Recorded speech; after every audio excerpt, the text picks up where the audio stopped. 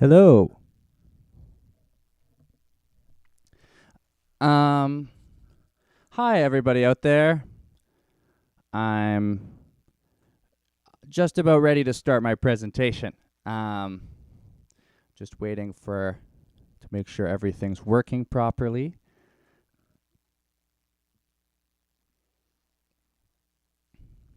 Which it seems like it is. And we've got a few people in here watching already, so I'll get going with the opening stuff then. And a hello to Nick Lang. Okay, thanks everybody for tuning in. I'm excited to share some stuff with you today. Yeah, I appreciate everyone coming, whether you came from the Facebook event or whether you're supporting me from some people I emailed or whether you've heard about this through McEwen or something else. I appreciate everyone for coming out here to listen to my live stream, watch my live stream. Yeah, I'm excited to share some things with you today. And I'm going to start off by giving some context and a bit of an introduction here, and then we'll jump into things. So first, I'm going to start with who I am, because there might be some people here who don't know me super well or might not know me at all if they've gotten here through some other McEwen channel. So just so you know, I'm Kessler Douglas. I just finished my third year in the Bachelor of Music program at McEwen University. I'm studying jazz upright bass performance, and I've been doing a research project over the past year, which is the subject of today's live stream. And that leads us brilliantly to my next slide. So this presentation is going to be the presentation of my findings from my research project, but I'll give you a little bit of a backstory before I jump into the nitty-gritty. So about a year ago, I proposed a special project to my now supervisor, Bill Richards, the goals of which were relatively broad at first: to learn more about music, learn more about composition, and explore interesting artistic ideas, especially in music, so including free music, free improvisation, ametric music, just a bunch of interesting musical ideas. And there are things that really aren't taught in regular classes in our program, so it was a really cool, unique learning opportunity for me.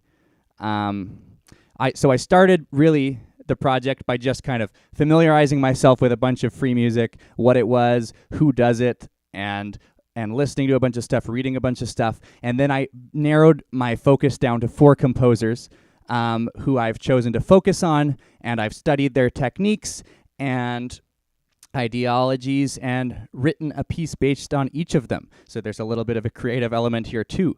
So that's a little backstory on the project. Today's presentation is going to be about 45 to 50 minutes.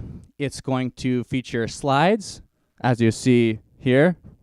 Sorry, I don't know how this angle works. And me talking up here, almost as if it's real life. And I'll be using audio-video examples to support my arguments and to entertain you. And following the 45-minute presentation, there will be a Q&A period. I'll stick around for a while. I don't have a set endpoint for that, as long as people are wanting to chat. So please comment throughout the video if you want. I will be going through those at the end of the presentation to do some question and answer, and then I'll also be posting a Zoom link for anyone who wants to ask any questions live on air. And I can get some members of my ensemble in on that too, so we can do some collective answering. And I'll post that information at the end of the live stream. Okay, let's get started then. So I want to start with some thank yous before I jump into anything. So firstly, thank you to my ensemble: Eric Zeller, Keaton Smith, Josh Crucial, Nick Lang, and Peter Felice. They're going to be featured throughout the presentation in various audio clips and video clips. They all contributed with various instruments, as well as putting up with my wild ideas and helping me in more than musical ways, helping me with technical issues, transitioning to online recording, and with the presentation itself. And also a quick little shout out to Graham Newburn, who helped us with a bit of the rehearsal, as well as a number of other people who contributed. Now, the main other group I want to thank is my supervisors, Bill Richards and Emily LaBelle, for the guidance they provided me and pointing me in the right direction research-wise and helping give me ideas, or at least confirm my ideas. Okay, the last other thing I want to say before jumping into things is that this was originally supposed to be a live presentation, but it was moved online due to COVID. Because there's an emphasis on improvisation in music in this presentation, it's going to be a little hard to get that across, but I think we've come up with some creative ideas. However, we will likely be doing a live presentation in the fall at some point, or at least at some later date, where we'll be playing the pieces in full and stuff. So if you're interested, stay tuned. Okay, now today's actually a special day, May 22nd, because it's Sun Ra's birthday. Sun Ra is one of the artists who we'll be talking about today, and he would have been 106 years old today. And also it's special because Ornette Coleman, another one of the artists I'll be talking about, recorded the album The Shape of Jazz to Come also on May 22nd. So it's an important day for free jazz, and I'm very happy to be able to present this on May the 22nd. So let's jump in. A new language composing for free and expressive improvisation. Okay, so this is my research question. What are effective compositional approaches to non-idiomatic improvisation? So throughout this presentation, I will try to answer these three questions you see here. What does this question mean? Why does this question matter? Why it's relevant? And finally, how can it be answered, which will be the main part of the presentation. We'll be talking about four notable composers. Like I mentioned earlier, their ideologies and musical ideas, and then we'll be listening to four pieces that I've composed using their ideas. So let's start with what the question means. So I want to define our terms here because they're a little bit music heavy for those of us out here who might not be in it with all the fancy music terms. So I want to start with the end of the question first, non-idiomatic improvisation. So what I mean by this, improvisation, as you can see here, creating music spontaneously. So again, that's just any music creation that happens on the spot. Non-idiomatic is sort of another story. That's a little harder to explain. But basically, non-idiomatic means that it's not with the characteristics of a certain genre or style. So as an example, I've brought my guitar here to demonstrate like what a blues lick might look like. So that's an example of something that is idiomatic to blues, or using power chords in rock could both be examples of idiomatic playing. And so we're going to be trying to get away from that today, and we'll be doing that by using these effective compositional approaches. So compositional, here by composition I mean the premeditated creation of original music, as opposed to improvisation, which is spontaneous. Here that's going to be a little different. We're not going to be composing the entire piece because we're more going to be looking at creating structures and frameworks for people to improvise within. And we're going to be trying to find approaches, so mindsets, philosophies, or structures.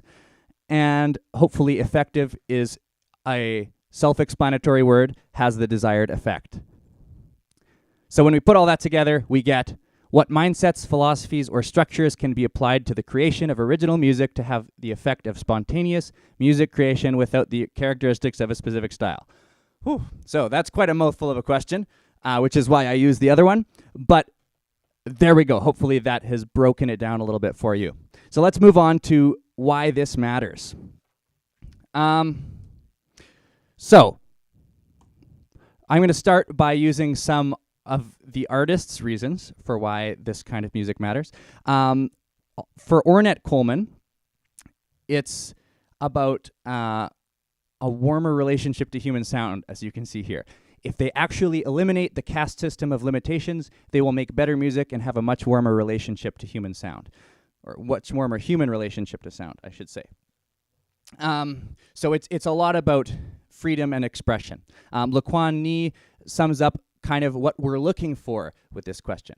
We're looking to create a space without geography, in no way carved up according to criteria for membership, an ADAPI capable of welcoming all languages. So again, really focusing on inclusiveness, musical inclusiveness, and being open. For me, it comes down to three principal things: communication, expression, and perspective. Communication, meaning here we're looking to find new modes of communication, allowing for communicating new and interesting musical ideas. Expression, allowing for freer expression, more natural, more warmer human relationship to sound, as Coleman indicated. And lastly, perspective. We're looking to actually almost force the composer, improviser, and listener to engage with new music, new views of music, new perspectives on it, and just to go in new places we might not have seen before. So let's dig into some of the actual music now.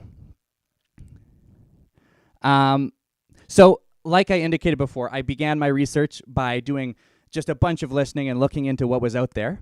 And so I wanted to bring up some names of some honorable mentions here of people who I'm not focusing on, but who definitely had a role in this project and are really, really great artists within their own right who are worth checking out. Now, here I want to acknowledge that I definitely had an European-American bias in my research, and that's largely because of the scope of the project.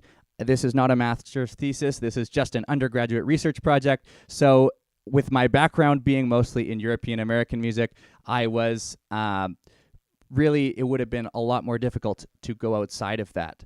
Now, secondly, you'll see on the right this cover for a book, Experimental Music Since 1970.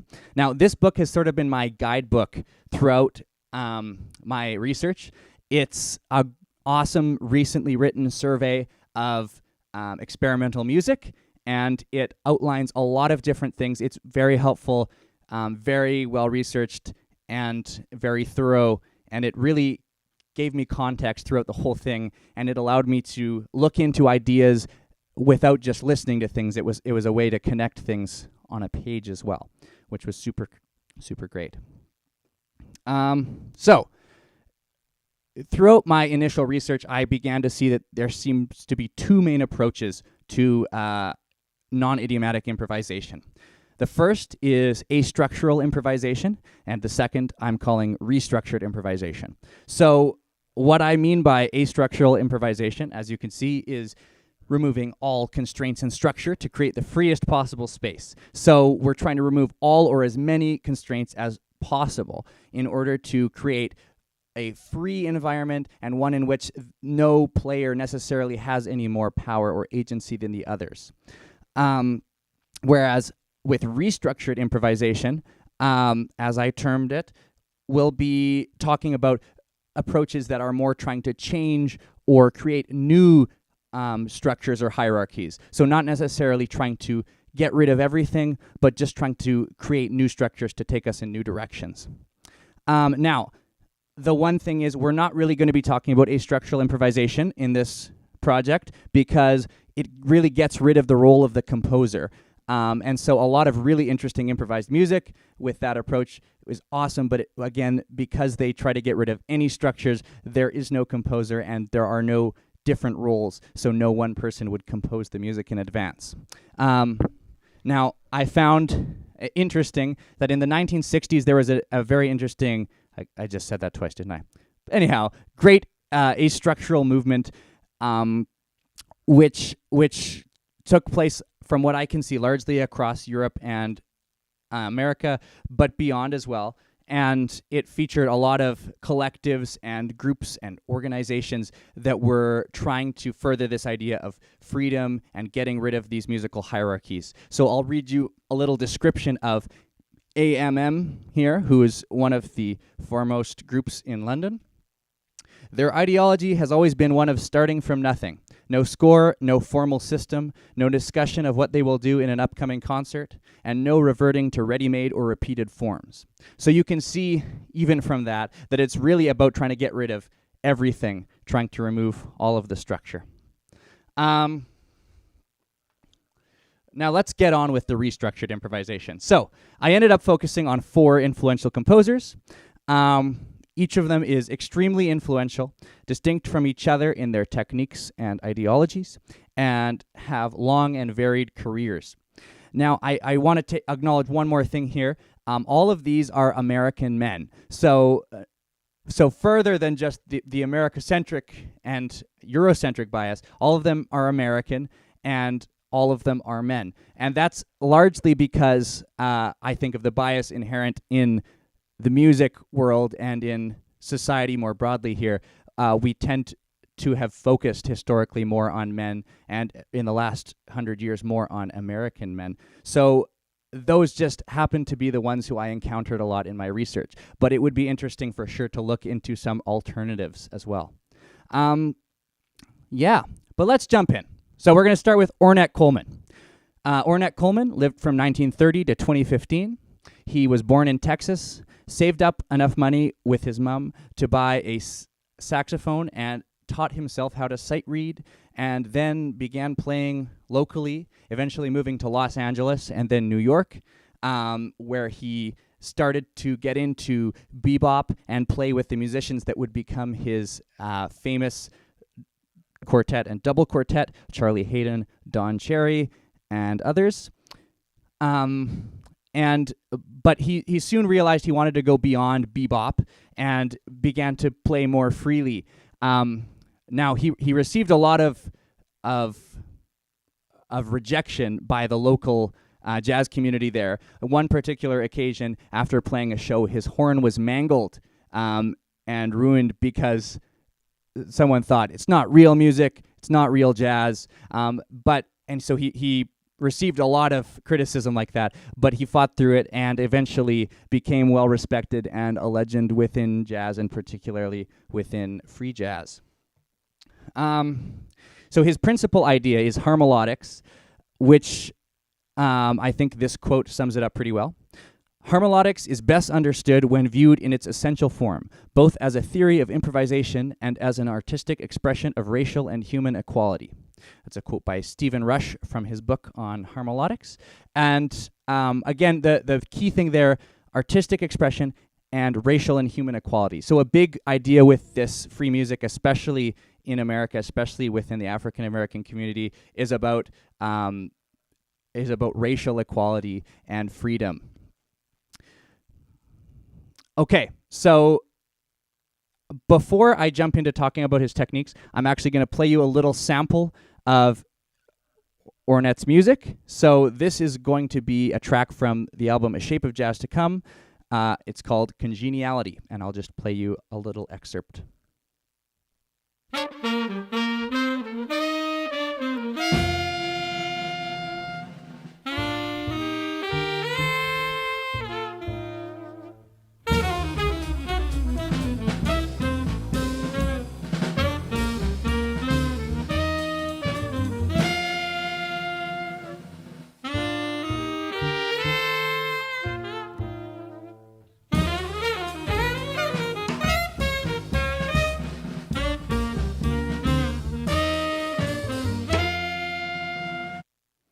Okay, so there's a little sample of Congeniality.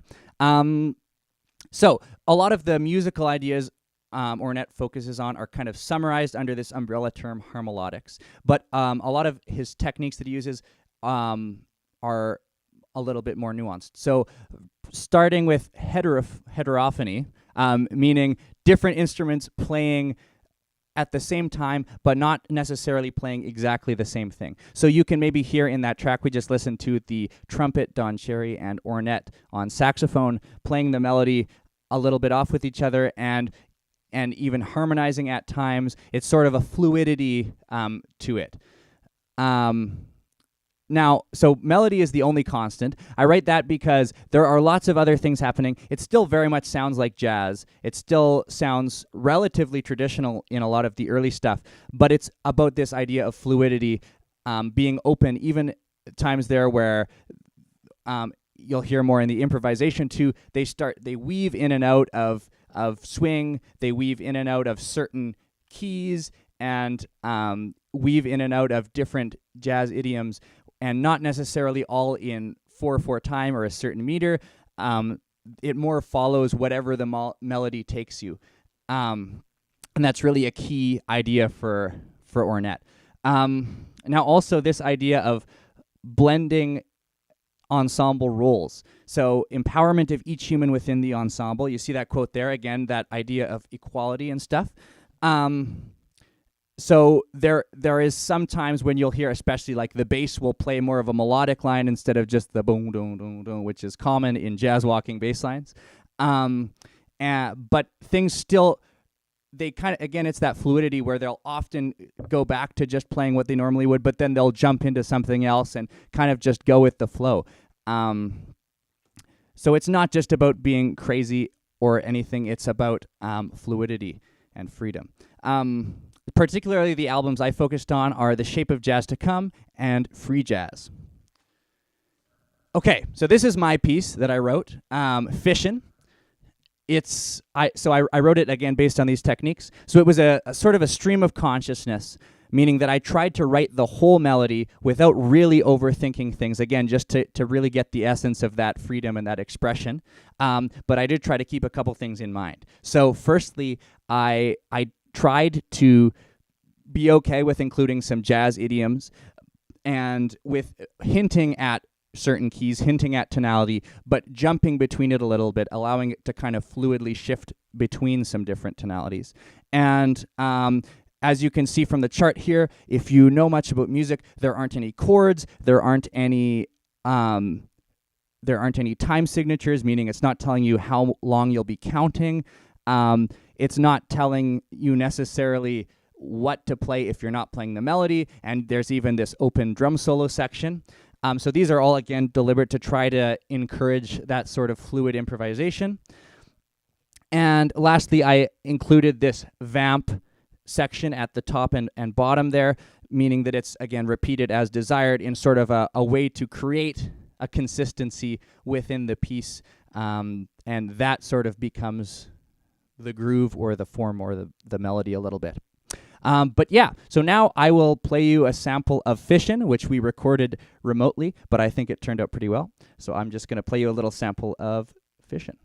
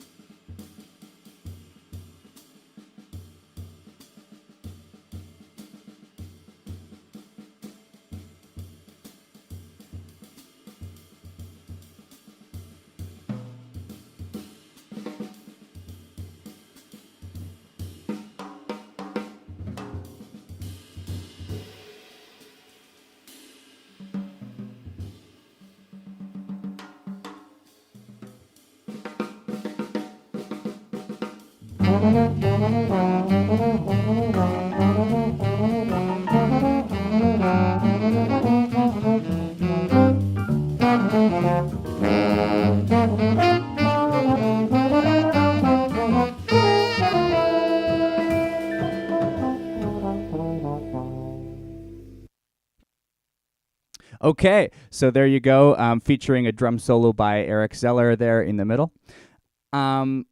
Okay, so that was Fishin'. That was my take on Ornette Coleman's ideas. Next up is John Zorn. So John Zorn sort of stands out because he's the only artist of the four still alive. So he was born in 1953, born in New York, and continues to be based in New York. He's interesting as well because he's part of a younger generation, and also because he really sits at a crossroads between different genres of music. So he plays jazz, rock, classical, new music, and even influenced by cartoon music and the like. And you'll hear that in his piece when I show it to you. But it's really interesting because I think partly because of his younger generation, he has this attitude where he's more open to collaborating with different genres, which is really neat and unlocks some new possibilities. And so he's even worked with turntablists and more electronic experimentation too, which more recent years have allowed. So I'm going to play a little excerpt of his album Cobra before I talk a little bit about his techniques. So this is a little bit of Cobra.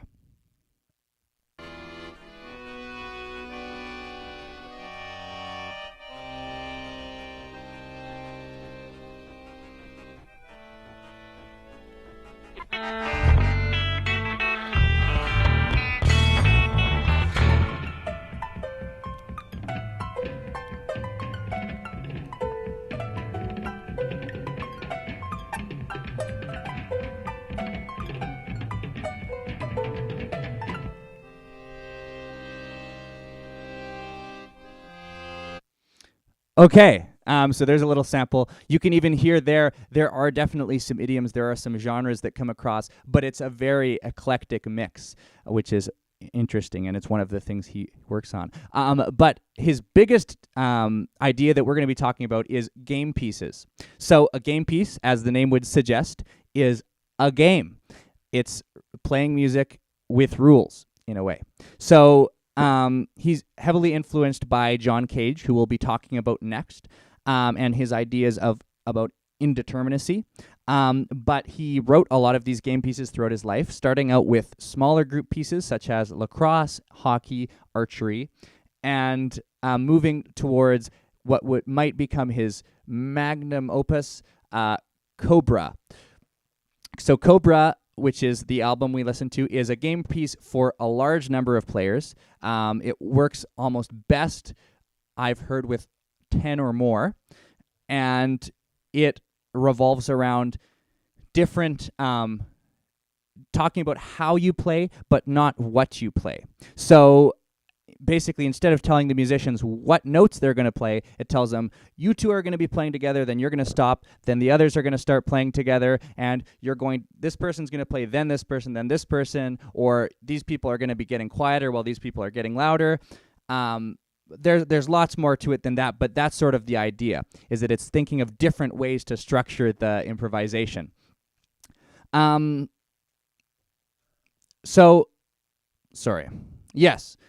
one of the things that he does with this, and in general, is, like I was mentioning earlier, taking music out of context, mixing idioms with each other, and there you could hear the accordion playing this kind of soulful, dark thing, and then it jumps into this eclectic mix of different instruments, and again, that's those events playing out, but it lends itself to kind of this mixing of idioms in a way. He also makes use of extended techniques, which are producing sound in non-traditional ways on an instrument. So like talking into a horn or tapping on the keys or blowing through it in ways to create sounds that aren't necessarily traditional. And again, that's just exploring different sound options with the same tools and that idea of freedom. So I focused mostly on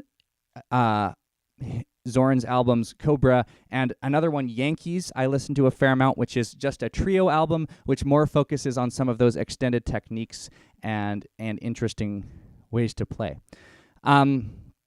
So I wrote a game piece, or created a game piece, based on Cobra, which uses those same cues, those same way of formatting the piece, except I created different rules for how to win, essentially.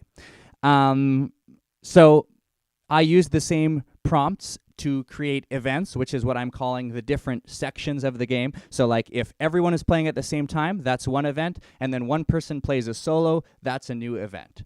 Now this is important in my game, particularly because there are 2 teams, and the goal is to get the most points, and you can get 1 point for every event.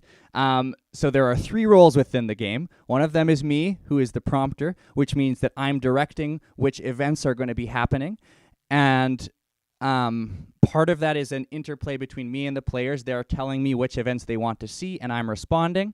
And then the 2 teams are the fugitives and the investigators. So this is sort of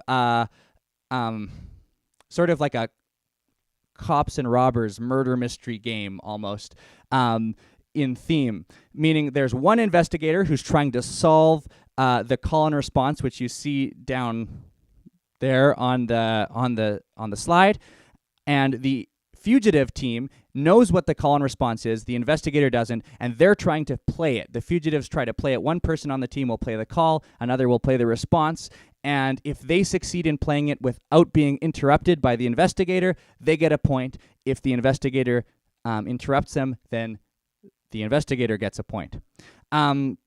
So that's generally how the game works. And then as the prompter, I play a sound at the end of each event to indicate who got a point. So the catch, again, is that the investigator doesn't know what the call and response is, so they're first trying to figure out how to do it. And it's played over the course of 5 minutes, so whoever has the most points at the end wins. Now, a lot of things contribute to the sound and the music that's created. So firstly, the call and response, which is written unlike John Zorn's version, but that creates a little melodic fragment which weaves itself in and out.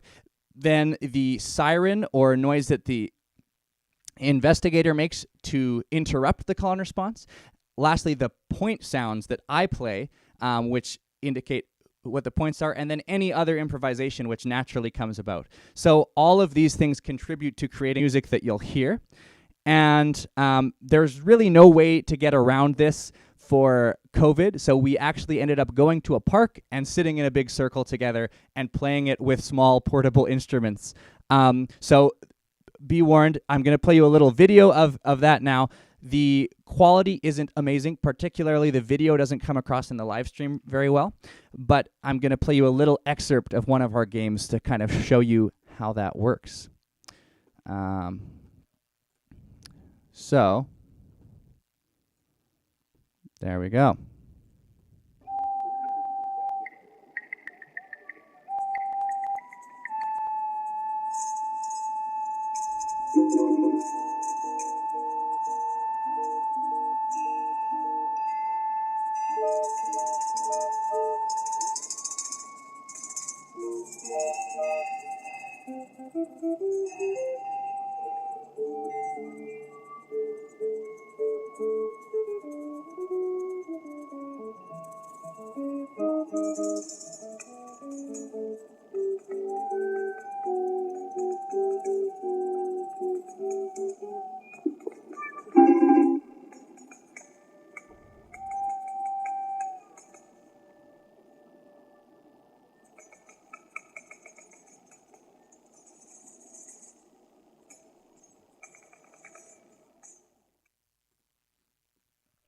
Okay, so that was Investigators. A little excerpt of our game there. You can see me with the iPad there indicating what's happening next, and then the players responding. Okay, so next up, John Cage. So the last 2 people I'm going to be talking about, John Cage and Sun Ra, are sort of led parallel lives in a way. They both were born and died within 2 years of each other. They were both super influential in their own fields and really explored freedom in music and experimentalism in music. And John Cage and Sun Ra were both, again, really influential. Both spent a lot of time in New York. However, neither of them met each other until a time in the late 80s, near both of their deaths. They played a duo show where it was just both of them on stage together, which is pretty almost perfect. That was their first time meeting, and it was really, really interesting. So if you're looking for something interesting, check out that. There's videos of it online. But anyhow, into John Cage. So he's possibly the most well-known of this list. He's very, very influential in experimental music, and particularly in contemporary classical music of the last number of decades. He lived between 1912 and 1992. He's credited as, like I mentioned, being one of the most influential composers of the 20th century. He was valedictorian in high school, studied under Arnold Schoenberg, who is himself a giant, and Schoenberg was an important figure in his young life. He worked on dance collaborations early on, and one of his big early ideas too was the prepared piano, which he is credited for inventing, which is basically a piano where you sort of put things under the strings and in various places to create new sounds. So you're still often playing the keys in the same way, but it's producing different sort of sounds. It's not really the focus of this, but it's definitely some interesting things. So if you want to check out some of that, Sonatas and Interludes for Prepared Piano is a very interesting listen. Very beautiful though, actually. Okay, so into his music techniques. John Cage most notably is famous for his concept of indeterminacy in music. And 433, you see that. You may have heard of that piece before, the silent piece. And in a way, that's pure indeterminacy, because what I mean by indeterminacy is that the composer does not determine what's going to happen. And in this place, neither does the player. So it's completely up to the audience in 433 or whatever sound is happening in the room. It's completely indeterminate. So that's one of his ideas, exploring how to blend indeterminacy, different ways to get that. And one way he did was with chants. So this is sort of an idea of indeterminate composition, where using the I Ching particularly, which is a Chinese divination book, he would basically use it to come up with a random-ish sequence of numbers that would then be used to decide what notes would be played, how long they'd be played for, how fast they would be played. Every element of the music is completely done by chance, but it's written as a complete piece with all its elements filled out, and that's really interesting. So his piece, Music of Changes, really are kind of the prime piece that uses that technique, and you can check that out if you want.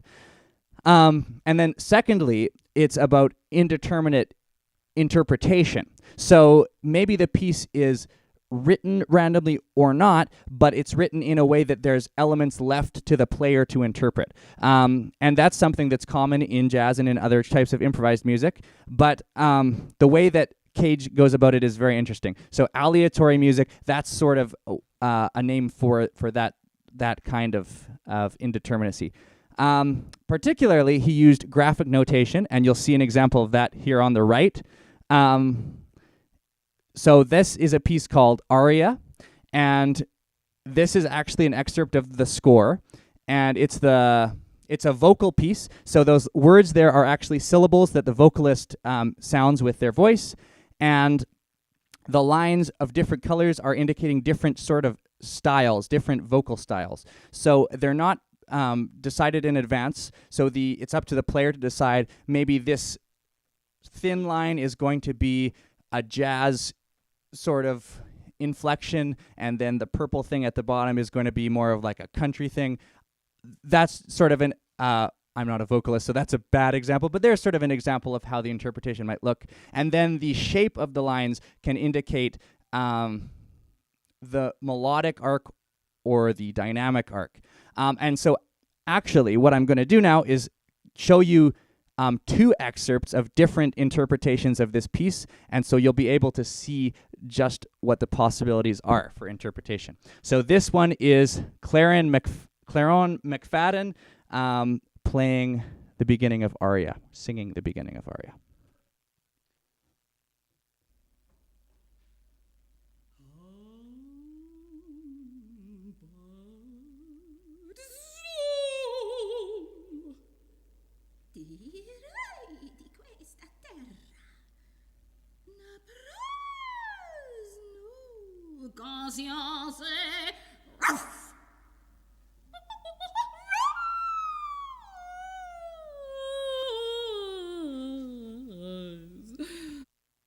Okay, so there was Claron McFadden, if you could follow along the score there. And next up is the Theater of Voices interpretation, which is actually multiple people interpreting it. So just an example of how open to interpretation these are. The exact same written piece of music can be interpreted by one people or many. This is theater of voices.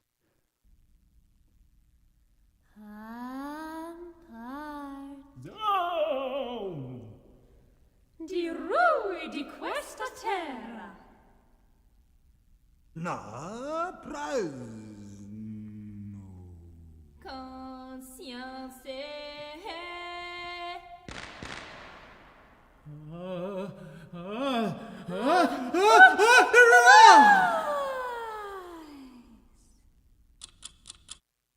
Okay, so you can see a very different interpretation of the exact same piece.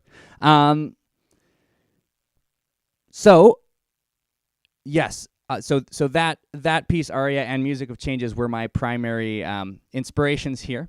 And this is the piece that I created, in da terminacy, which is a great pun, because what I'm doing here is I'm fulfilling that indeterminate element by taking a connect the dots that someone else has created and superimposing it onto music staves. So wherever they end up is more or less up to chance, and when it's ambiguous, it's up to the interpretation of the performer to decide.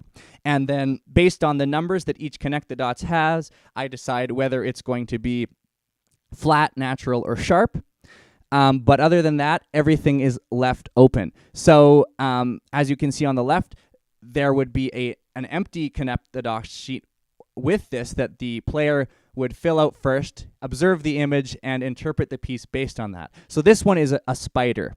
And so they sort of create a narrative and then play it. Now, there are a couple catches. One, if you're looking closely, and again, you know a little bit about reading music, you may notice there are no clefs here, there's no meter, and none of the notes have lengths associated with them. So this means that each player can interpret it more or less, again, up to their idea of what they think it should be.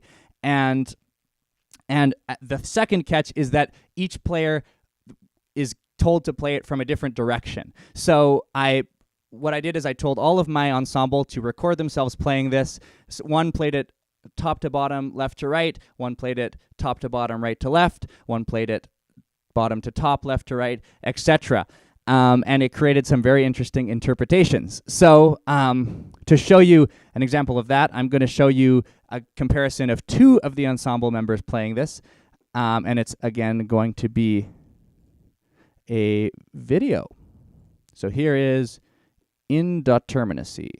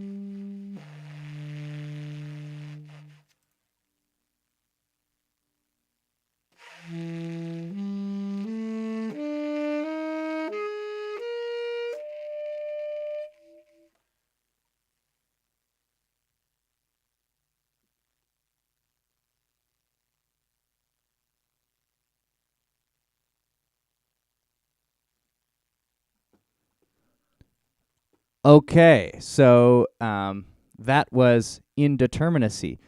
I seem to have lost my slides. There we are. Okay, so lastly, we'll be looking at Sun Ra. Sun Ra is a very fascinating figure, as you can maybe see from his hat. But on a serious note, I was lucky enough to be able to interview Dave Hotep, who is the guitarist for Sun Ra's orchestra, which is the group that he played with for most of his life. Dave Hotep wasn't part of the group during Sun Ra's lifetime. However, he has been over the past 20 years and was able to provide some really, really awesome insights into the way the ensemble worked, the music, and the ideologies that went behind it. So Sun Ra lived between 1914 and 1993, again parallel to John Cage. He was born in Birmingham, Alabama. His birth name was Herman Poole Blunt, but he was called Sonny by his friends.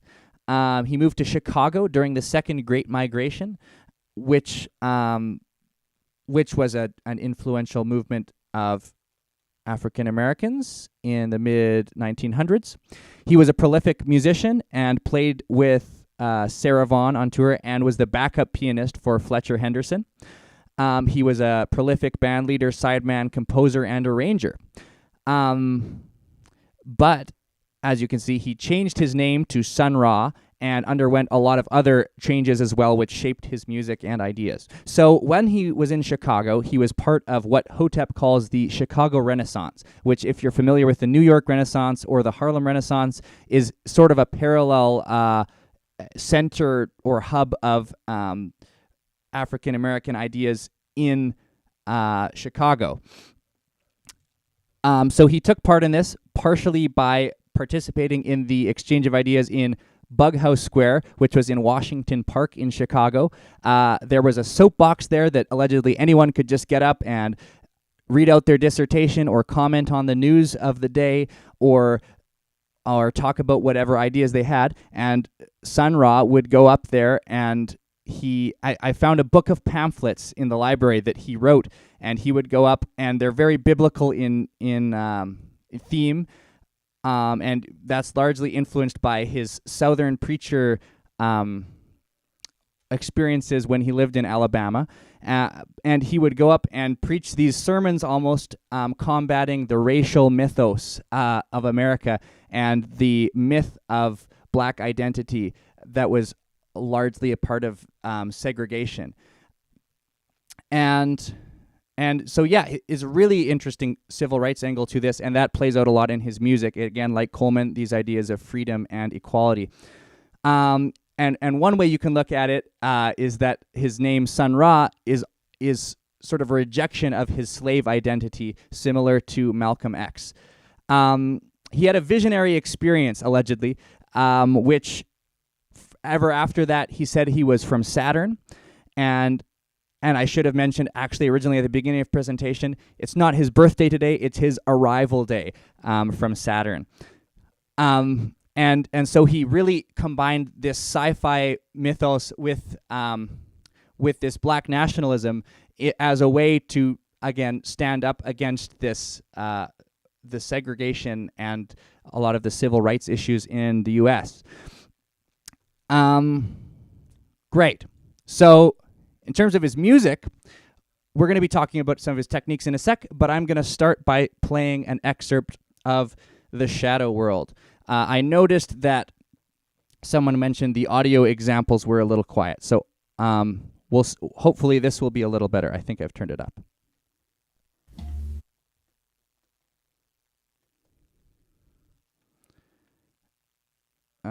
Sorry, just a second here. Okay, now it should be good.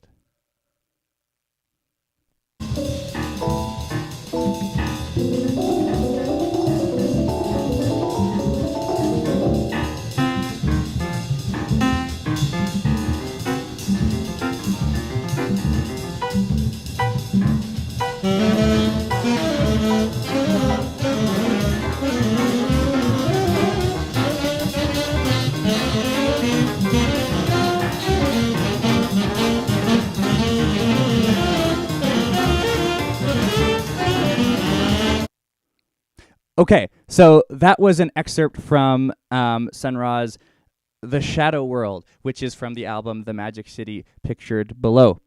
So Sun Ra's main group, like I mentioned earlier, was the orchestra, which was essentially a very special big band. I've mostly focused on Sun Ra's music from the 1960s, focusing on the albums The Heliocentric Worlds of Sun Ra and The Magic City. Now, some of the interesting things, his techniques included rigorous daily rehearsals that would go on for hours on end. He just was continually rehearsing because it's partly this idea of you rehearse the music so much that then you can play freely around it because you know it so well internally. Now, yes, he also experimented with technological experimentation. So using delay and reverb very early on, again in the 60s, and particularly on long-form improvised tracks. So the Magic City, particularly the title track, is a 30-minute song which features a lot of this interesting delay and reverb. He was also an early proponent of synthesizers, and he was actually one of the first people to be given public access to Moog synthesizers. They gave him one of their prototype models. I think it was the B. Again, I don't really know much about them, but he also made use of a lot of that kind of instrument, and in these tracks, he plays the clavinet, which was sort of accepted as a precursor to more established synthesizers. He also had some interesting use of instrumentation and secondary instruments. So extensive doubling, as I notated there. He used non-traditional big band instruments. So even though he had a big band, you would hear flutes and marimbas and drums and strings and all sorts of instruments, as well as the traditional big band ones. And particularly on the Magic City, Sun Ra has 6 instrument credits: bass marimba, piano, timpani, celesta, harp, and dragon drum. So that just gives you a little example of that, and all of the players in his group played that sort of thing. Dave Hotep particularly told me this story where he was on tour with the orchestra and Marshall Allen, who led the band after Sun Ra, gave him a kalimba, which is like a little thumb piano, the night before a show, and said, "You're going to play this tomorrow," and he did. And that's sort of an example of that idea of this doubling. And part of that is because there's an idea of freer expression from an instrument which you're not, which isn't your primary instrument, which you don't play on every day, that you can express yourself better. You're not overthinking everything, or maybe you're forced to think about it in a different way. And so Sun Ra was known for like coming into the studio and just handing out a pile of instruments or a few days before the recording. But yeah, so my piece, interstellaring, another pun, a mix between interesting and stellar, so the cosmic themes that Sun Ra likes. Now, there's definitely issues, especially with the rigorous rehearsals and the collective improvising in the context of COVID. So we weren't able to do that, but I think we came up with some creative solutions. So the remote recording opportunity allowed us to record a large ensemble, even though there are only 6 musicians in our group. So I have an 11-piece band on the recording you're going to listen to in a minute. We have bass, drums, guitar, piano, another piano, tenor sax, trombone, French horn, cello, and didgeridoo. So again, very much non-traditional instruments, a lot of them, mixed with the primary instruments of our group. And it has this cosmic theme. I tried to get behind sort of some of his compositional techniques that I talked with Dave Hotep about. And the other interesting thing is we played this as a game of musical telephone.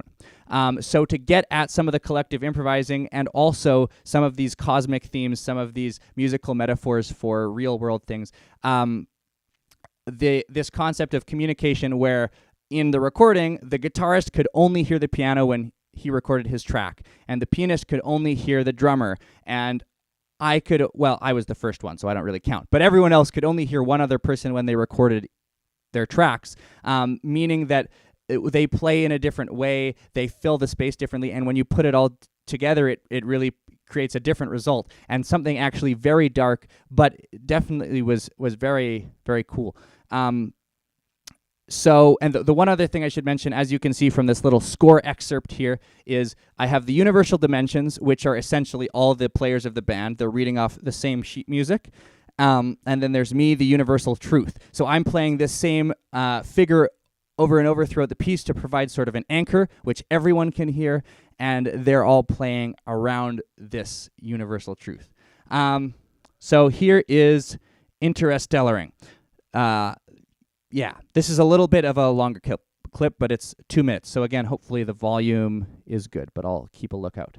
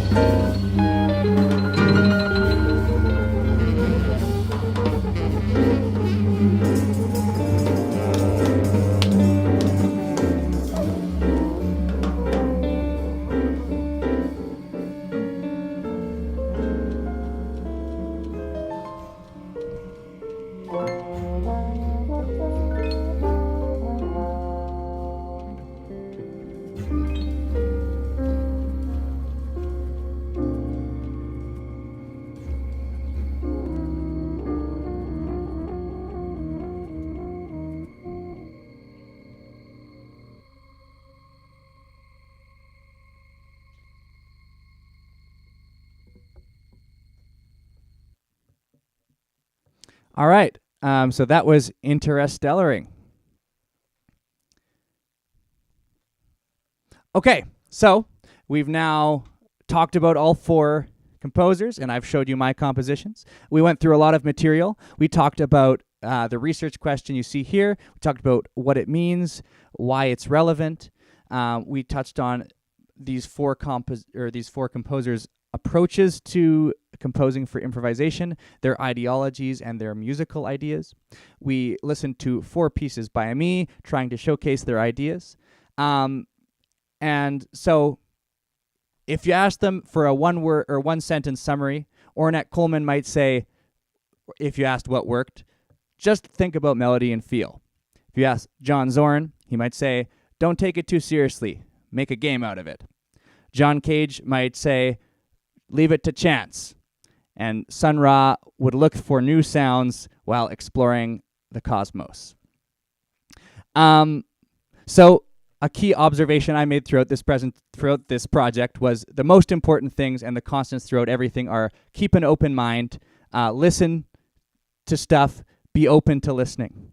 And finally, a key takeaway I told myself whenever I was doubting what the point was, one does not explore the possibilities of music because what already exists is not beautiful enough, but rather because it is inspiring enough to pose the question, what other beauty might be out there? And so, just over a year ago today, I began a journey which has been wondrous and terrible, awe-inspiring and soul-crushing. Instead of feeling a sense of finality, I feel as if I've made only the first step in a lifelong look into big questions with infinite answers. That being said, I've learned a lot about music, and that was really the goal in the first place. So thank you very much. This has been my presentation on freedom in music and non-idiomatic improvisation. So yeah, we'll transition to the questions now. So here, I'm just gonna get everything set up. Thank you everyone for tuning in again.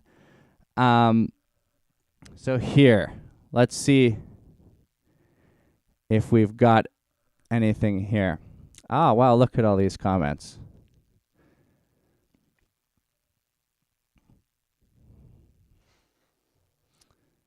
Ah, Jacob Doe asked who I am. Hopefully I've answered that.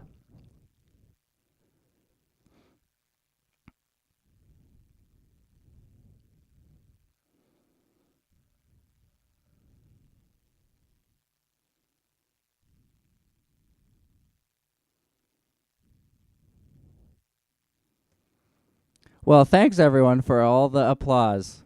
It almost feels real.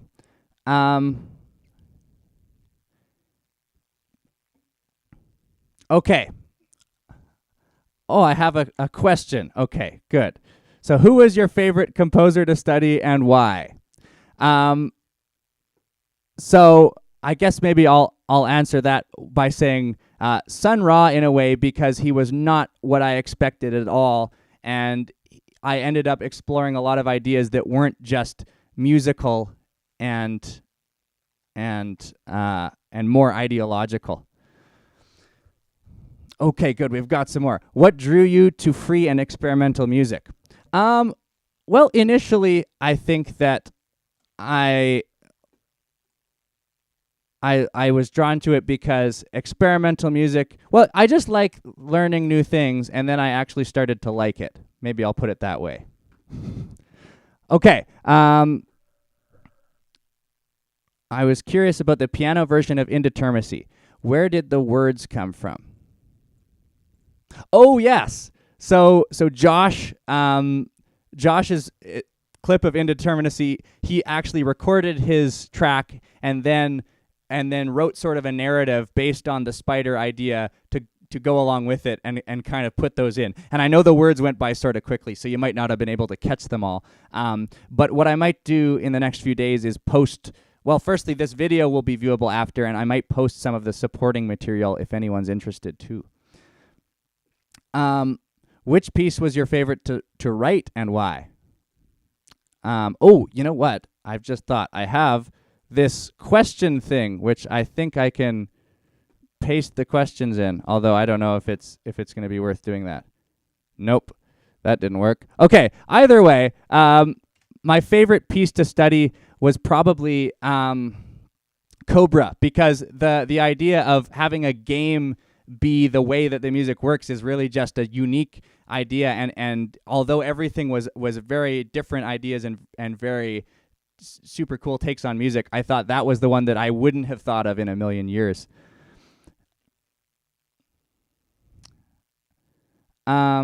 So what inspired me to look into this? Yes, I think, well, yeah, originally I wanted to do a special project, and again, I initially discussed some things with Bill, and I talked about looking into different kinds of music again that I wouldn't necessarily study in my degree, so the free music and ametric music that doesn't have like a set counting, arrhythmic music, so music that doesn't have prescribed rhythms, and that kind of drew me into a whole world of other stuff.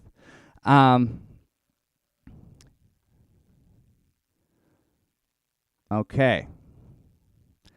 How has this study of free music influenced your play of more structured music? Ooh, I like that one. So for me, I feel like, I don't know, partly over the last couple months, honestly, I've been mostly playing by myself. So it's really become an introspective thing for me, where I've now started just thinking about things, and I've tried to play music that I know in different ways. I play a lot of jazz, which is reliant on improvisation in a lot of ways anyway. So I guess maybe I've tried to be more open to different sort of sounds within that, and yeah, trying to explore what I can do within those structures. Okay, are you going to develop any of these themes on your own after the project? Yes, my initial hope was that I would do a show at the end of the at the end of August where I presented a lot of these pieces more in a concert fashion and then extended on them. That is unlikely to happen now, but I definitely want to do more with this. In fact, I'm considering possibly going to do a master's and use this as the thesis for my master's, sort of, or extend on this as the thesis to my master's and continue studying this sort of music. Do you have any advice for getting into listening to this kind of music? Let's be honest, it's hard to listen to sometimes. Absolutely, it is hard to listen to. I don't know. I guess for me, it's partly about even once you start thinking about it as like trying to identify the things that you can hear and try to create a structure in your mind for what you're hearing. That to me makes it a thing. Like instead of trying to think about why it's weird, try to think about how it has its own structure and what that is saying, I guess, if that makes sense. Again, thanks for all the questions. I was a little worried there weren't going to be very many, so I'm appreciating all of these.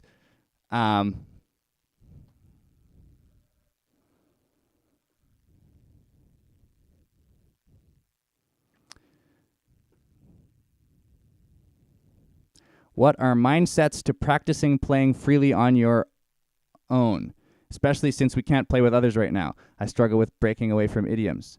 Yeah, so in a way, I'd say you can, again, part of the idea with this restructured improvisation is creating new structures. So identifying an idiom and then looking at why, like what makes it up, and then do the opposite. And that's actually something I did an interview with Rob Clutton, who's a bassist from Toronto, who came in to play a show on Mark Seeger's Liftoff album release. And that was one of the things he talked about with me. He plays a lot of experimental music and about taking something and just trying to do the absolute opposite and turning it on its head. Listen to the same piece many times. Yes, that's true, actually. Even just listening to the same thing a lot can make it sound, it can make it easier to listen to. Do you feel that playing to a pre-recorded part is limiting? It's both, I would say. It's limiting because there's only so many options of what it can do. However, it lets you explore infinitely what you can do over top of it because it's a fixed thing that you can play around and explore all the dimensions. Do you have an idea of when the live version of this presentation will be? I think I had talked about October, but again, that's up in the air right now. I have to figure some things out through McEwen.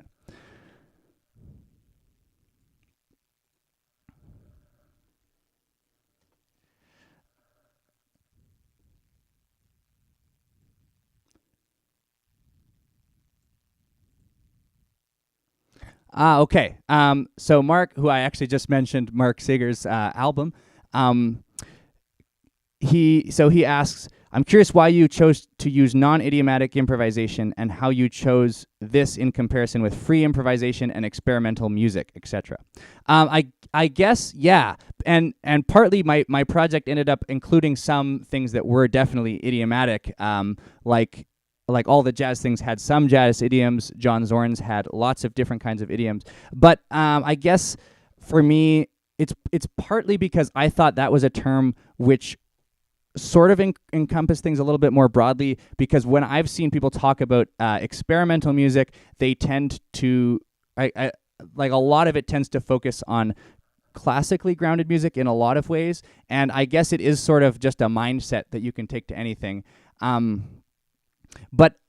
But I guess, yeah, the non-idiomatic improvisation side of it was I was trying to look at it from an improviser as well. If I'm going to be practically applying this and I normally fall into idioms, how can I get out of that? I guess maybe was one way of looking at it. And in terms of the free improvisation, I find free is a word that a lot of the text I was reading, they didn't like to use very much, honestly, because it can mean a lot of different things, and free jazz sort of has its own connotations.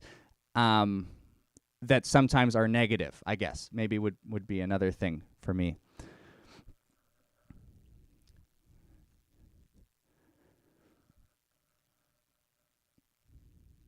Okay.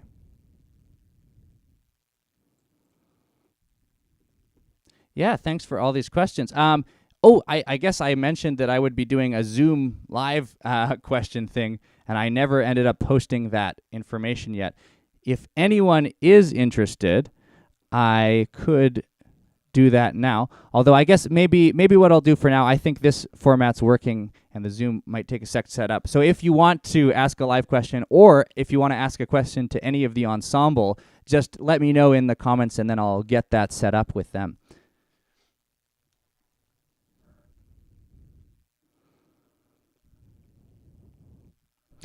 Okay, so taking away from all of this, what kind of music do you think you would compose if you were not limited to the scope of an individual artist? Wow.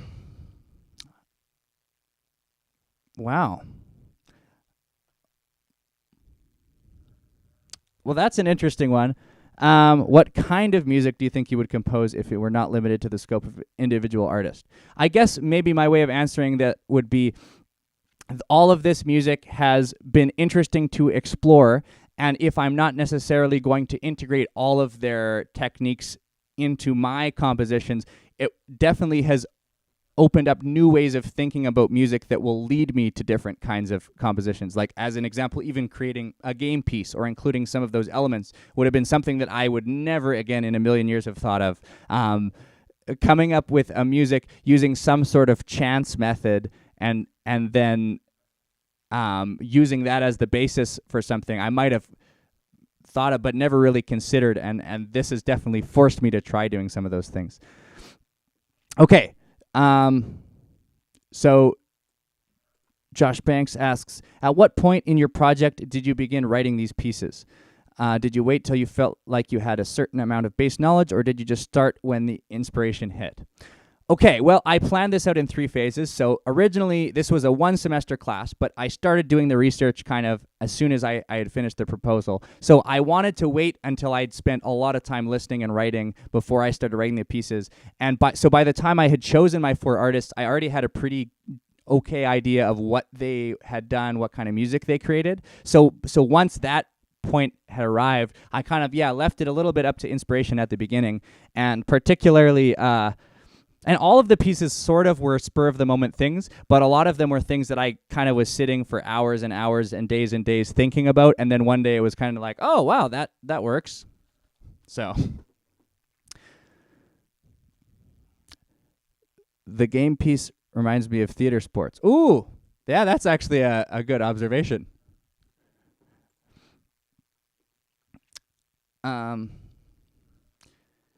Yeah.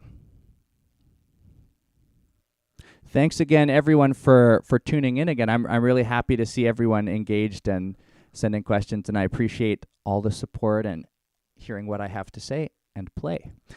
Yeah.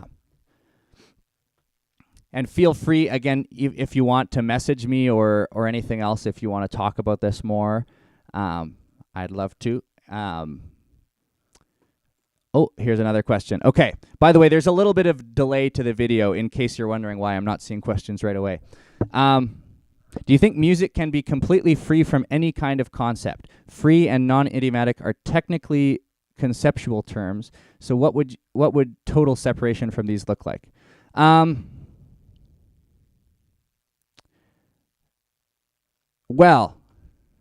I think there's a lot of takes on that. So firstly, from an improvisational perspective, that astructural stuff I was talking about, I think really is trying to get at that. Like, I don't know if they would necessarily try to categorize themselves with a particular name, but yeah, there's that's definitely an interesting idea. I should think more on that, Roman. Okay. Yelling in a park. Yes, there is a vocal version of the game piece where we all made sounds with our voices, which is very interesting, but I didn't think would necessarily be the best demonstration because I thought that might either force people to laugh or cry. How did you come up with the idea to superimpose a dot to dot on the staves?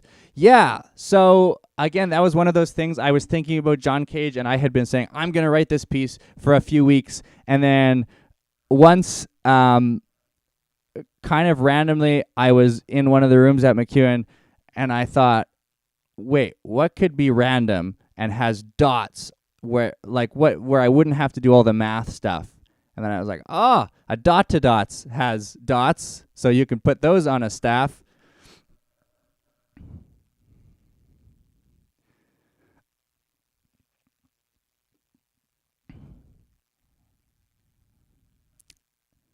Yeah, thanks everyone, and I'm glad to see some family, some friends, members of the ensemble, some people from the local music community.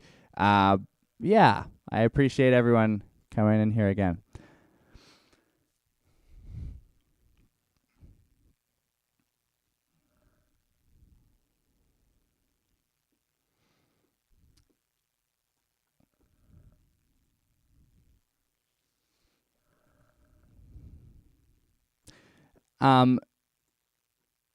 No, well, I'm waiting to see if there are any more questions. One quick thing about the vocal version. I'm not going to pull that up either way because the quality is so bad that it would be difficult to listen to. Okay, here's another question. Do you think this type of explanatory composition or exploratory composition will lead you to further alternative notation? Absolutely. Absolutely, yes. Yeah. I think that would be a cool mini project, would just be looking at different kinds of graphic notation, setting up like a graphic notation book club with some people, and you just like play stuff every week and talk about it, and then keep like a library of different types of graphic notation and then experiment with writing stuff. Yeah, I think that would be a really, really cool idea. How do you decide if a song is good? Okay. Well, my short answer would be I don't. Because, okay, I guess I would say there could be three different main answers. Firstly, it could be good in that it serves a purpose and it accomplishes that purpose. So with all of mine, it would be if I adequately did all the musical techniques. Another thing could be just if you enjoy listening to it as a listener. And then a third answer could be if it feels expressive and like you're getting a spiritual, you're accomplishing something spiritually by playing it, if that makes sense. Okay, expanding on some of the other questions on the dot-to-dot piece, how did you write it down? Did you work around with notation software or handwrite it? So originally, I wanted to use a notation software and experiment with just putting it on top. That didn't work, so what I ended up doing is looking online for a while to find a transparent background music staff picture, and then took the dot to dot and put that over top. Nerdy. Thanks, Mom. Noticed some notes were like floating in nowhere. Yes, yeah. So the notes floating in nowhere, that's exactly that, because I took a set picture. I didn't use the software, in which case I could have maybe changed how the disk spacing and stuff of the staves, but I thought that it would be almost more true to the indeterminate chance element if I took a fixed stave system and put it on.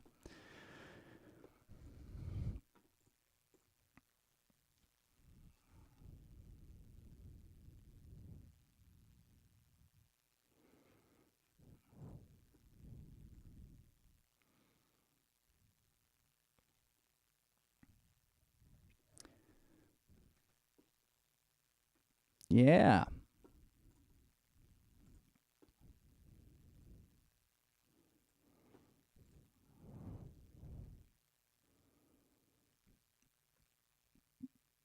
So expanding on Rick Molly's question, as an improviser, how do you decide what if what you're playing is good, especially in an astructural context? Yeah, that's fair. I mean, for like some of the astructural ensembles I was mentioning, supposedly like Ornette Coleman and Paul McCartney both sat in with one of those ensembles. I think it was either AMM or the Scratch Orchestra, and they played. And I think Ornette Coleman, he talked too much, so they said that he wasn't a good fit. And then Paul McCartney just sort of listened and was like, no. But I guess in terms of what works well or what is good within that context, it's sort of up to the feeling, I guess. It's a little bit more intuition. It's in a way, but within certain contexts, again, it could be whether a new structure you've created works, but in an astructural way, I guess maybe one thing would be you're not trying to force your structure on everybody else, on the other people playing. Maybe would be a way of deciding whether it's good or working. Saigon after this, yes.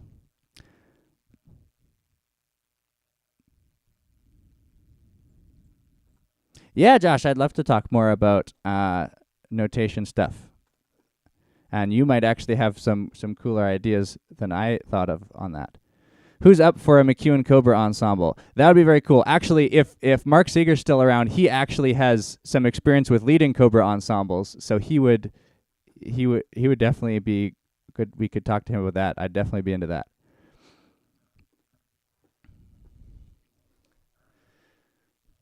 What do you think some of the benefits are to the individual, but also society, of pushing the boundaries of music? Ooh, I like that one.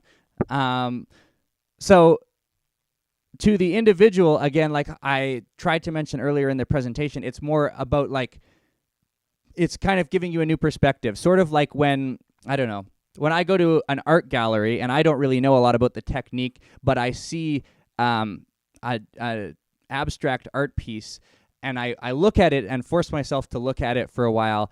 I start to think about why I'm seeing what I'm seeing, what it could represent, what it could even just mean to me, and I think that's sort of the same with music. We have a tendency, I think, to think about music as something that has to be aesthetically pleasing or something that has to work well as background music, but sometimes those aren't the same standards we hold like visual art to. And so I think part of it is just approaching it with that same mindset of just like you're open to seeing what's out there and where it could lead you.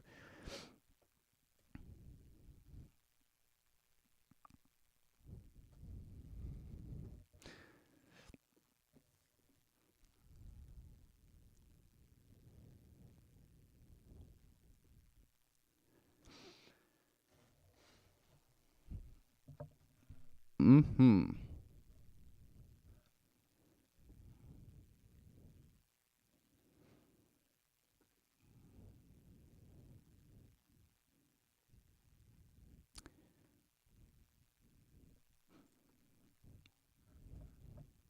All right. So I'm not seeing any more questions yet.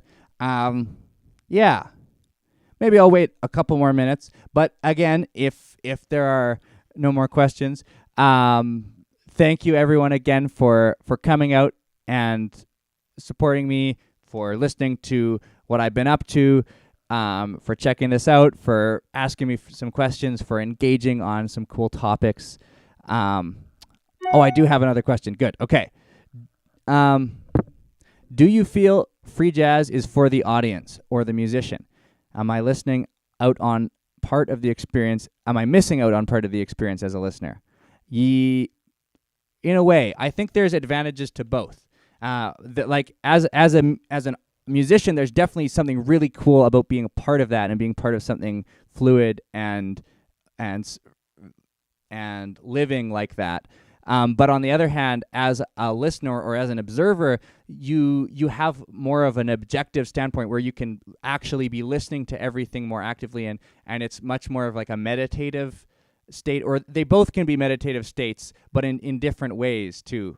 And I guess maybe that doesn't quite answer the question, but sort of in a way for me as a listener, it's kind of like I'm listening to an interesting idea and thinking about it, whereas if I'm playing, I'm listening to an idea and feeling it.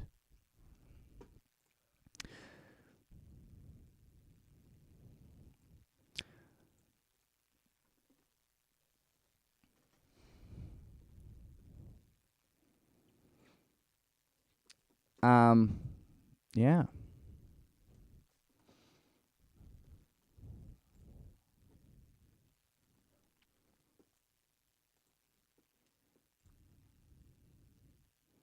And thanks, Josh, for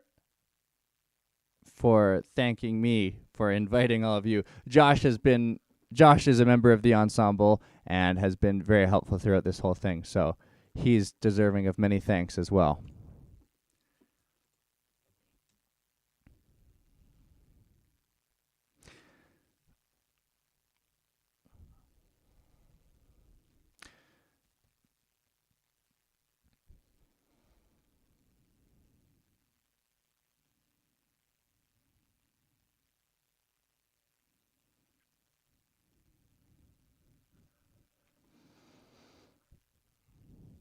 Again, thank you everyone for the support and everything.